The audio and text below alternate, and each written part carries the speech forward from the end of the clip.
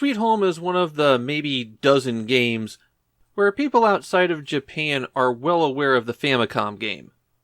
The reason for that is Sweet Home was the game that directly led to Resident Evil.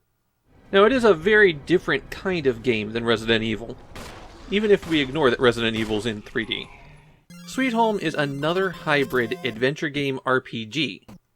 Though for once, I think they have a decent adventure game and a decent RPG combined together. Sweet Home is based on a film, and the film is mid-tier 80s Japanese horror. Kind of a dull plot, but really good makeup effects once it gets going. The game follows some of the movie's storyline, though not that tightly. A film crew arrives at a crumbling mansion to film something about some rare paintings found there. They become trapped in the house by a vengeful ghost, and then have to find a way to put it to rest and escape.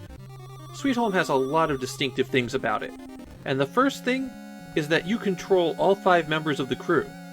Initially, they're operating independently, but you can join them together in larger groups. As you're wandering around the mansion, you can hit the A button to bring up a menu, and the very first option lets you switch among any of the surviving crew.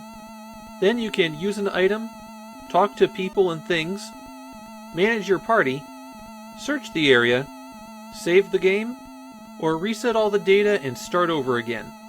If you hit the B button, you can bring up everyone's current status. Now, those menu options might have sounded straightforward to you, but a lot of them have unique twists to them. For example, Sweet Home has 1 battery save slot, and when you start the game, there is no option to load or begin new game. You just hit start and you pick up right from where you saved. If you want to start a new game, you have to choose the option in the menu to reset the data. If you're facing someone and hit the ally command, they'll join your party, and your party can be up to 3 people.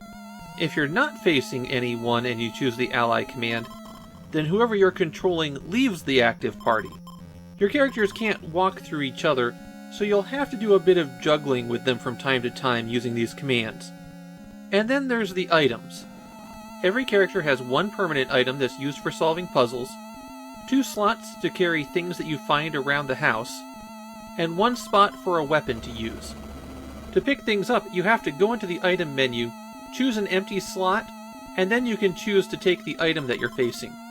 The unique items are mostly used for puzzle solving, but if that character dies, then you'll have to locate an alternate item somewhere in the house. The replacement item that you find won't be as good as the original, and it has to take up one of your precious item slots, but you can get through the game if you've lost someone. Kazuo, the director, has a lighter, and it's mainly used to burn ropes that will block your way, but it can burn other things as well, including some enemies you encounter. Akiko carries medicine that's used to cure status ailments. You're often afflicted by these as you just wander around the house, and you might wind up taking damage with every step, or you might be frozen in place. It makes Akiko's item absolutely vital. Toguro carries a camera that's used to photograph the art around the mansion. It's mainly used for hints, but that artwork is why you're there. Asuka carries a vacuum cleaner that can clean things up for you. Mostly it's used to clear paths, but sometimes it's useful to solve puzzles with. My instant reaction to this one was, well, of course they gave a woman a vacuum cleaner. But in the movie, it's actually an art restoration tool. Emi carries a skeleton key which makes her the master of unlocking. There's one special type of item that you'll find around the mansion that's worth mentioning. Planks. There are a lot of holes in the floor, and you have to put planks on them to cross. Regular planks break if 5 people attempt to cross them, and you'll have to use the ally command to pull somebody up if that happens. There is a very limited quantity of these blue sturdy planks that don't break when being crossed, and you're going to want to use those on holes that you need to go over frequently. The planks are the item that you really have to be careful about because it is possible to get yourself stuck. As you're wandering around the mansion, you'll have certain spectral encounters.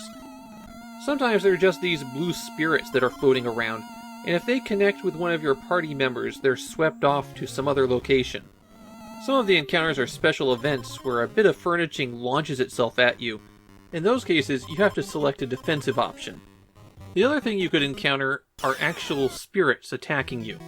And at first glance, these work just like normal RPG combat. You can fight them with your weapon, you can run away, you can pray, which is basically a magic attack, and here's where things start getting different. You don't have a spell that you're praying for, instead you have a moving bar that determines how strong your prayer is. The more points you put in, the stronger the prayer, and defeating an enemy with a prayer often nets you a better result. Sometimes it'll even give you items. The last option is really special. You can call for help. That lets you switch to another party and have them come running to whoever's under attack. Using that, you can get everybody together for a fight, not just the maximum party size of 3. When you defeat an enemy, you get some experience, and of course that could let you level up. Sadly, that is one of the weaknesses of Sweet Home. You are going to want to grind up some levels so that you can survive. One thing I want to point out about the combat is that this is one of those RPGs where the enemies have certain strengths and weaknesses.